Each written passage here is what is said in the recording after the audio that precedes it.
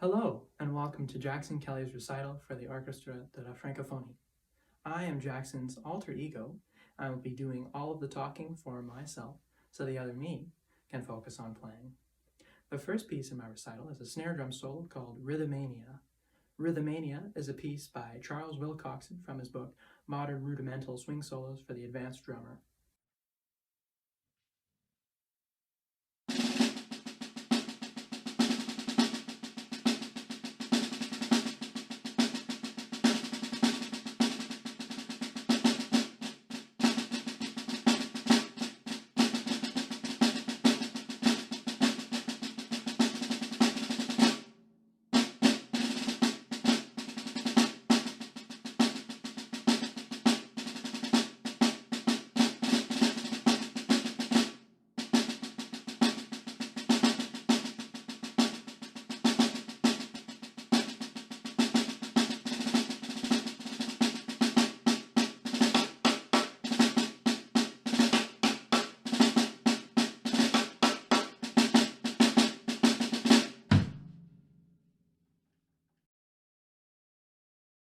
Charles Wilcoxon was best known as a teacher and for his numerous publications, which include The All-American Drummer, Rudimental Swing Solos, Wrist and Finger Control, and The Drummer on Parade.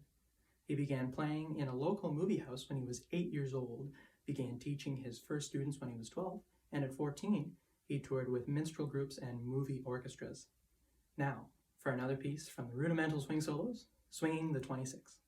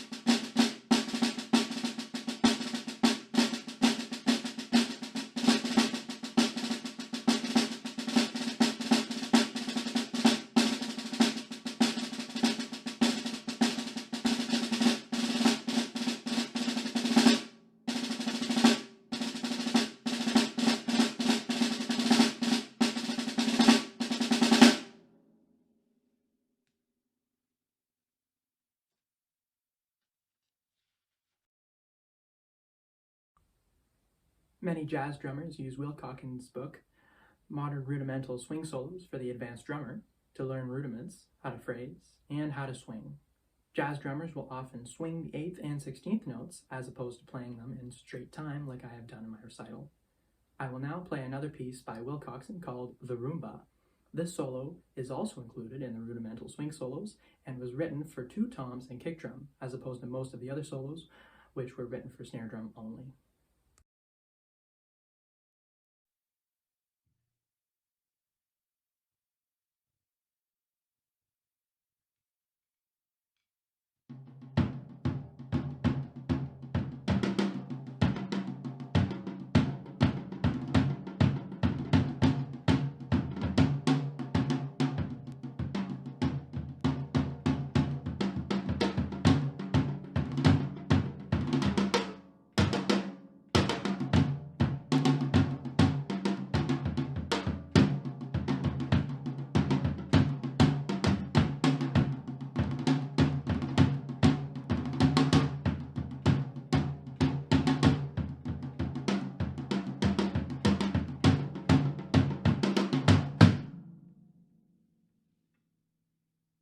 George Hamilton Green, Jr., born in 1893, was a child prodigy on piano and violin.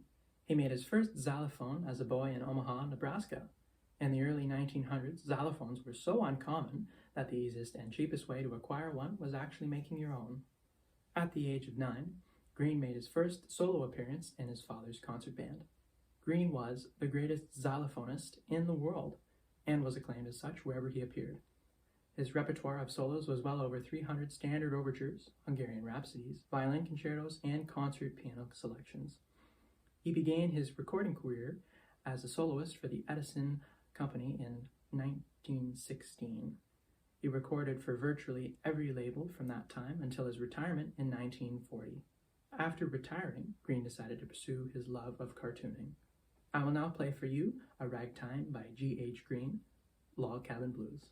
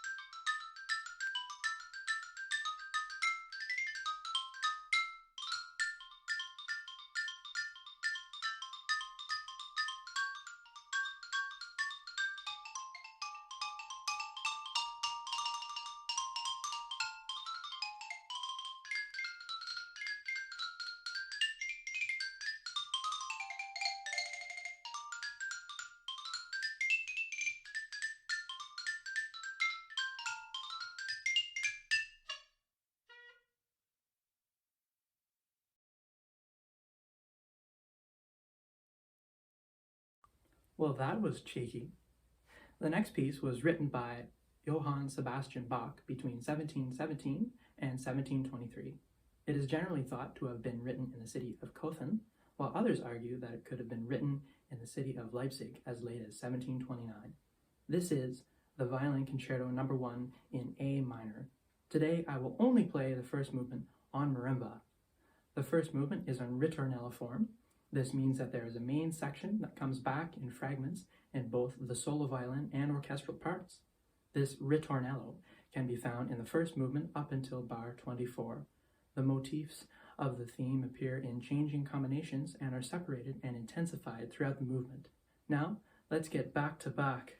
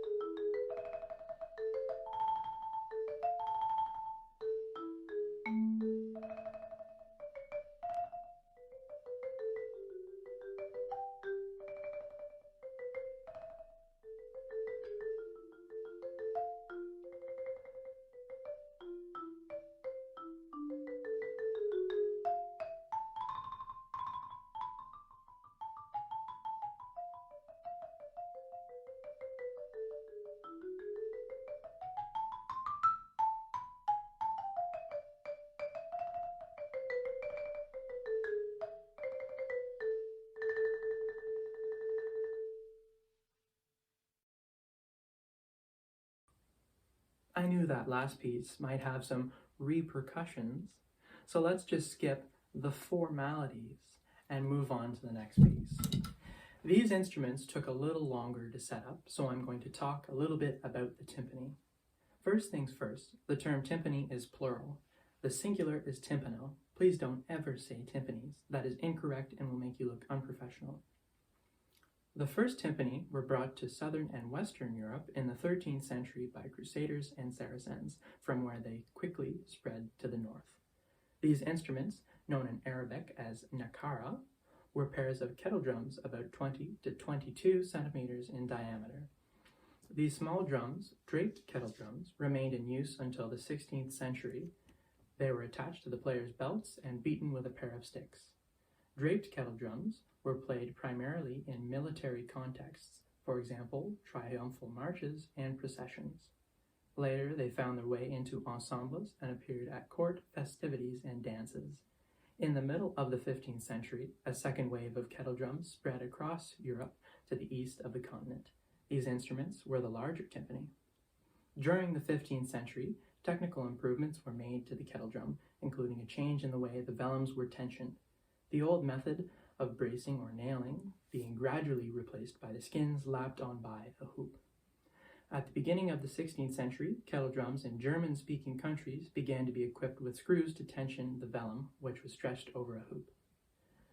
Since then, timpani have become widely used in orchestras and other ensembles. The method of tuning the timpani has changed from tuning each individual screw to turning one key, which adjusts every screw, to today, where each timpano has a tensioner pedal, which pulls directly on the rim and skin, adjusting the pitch with your feet.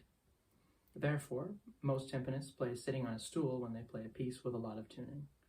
Next, I will play a piece written by John Beck, an esteemed percussionist and composer.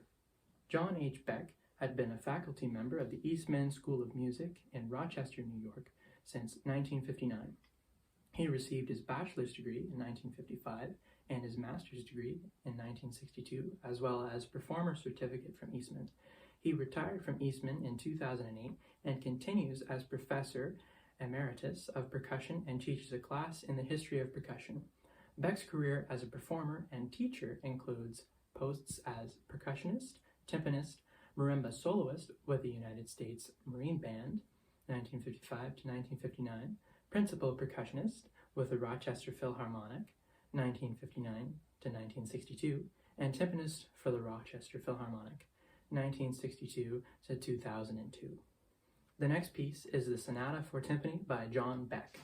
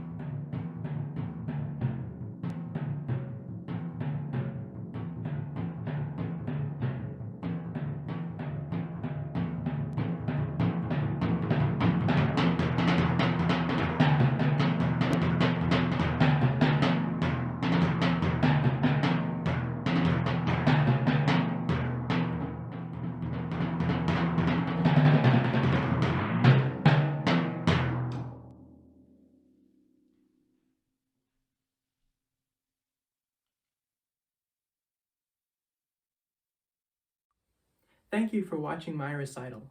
I hope you enjoyed it, and I hope to be back again next year.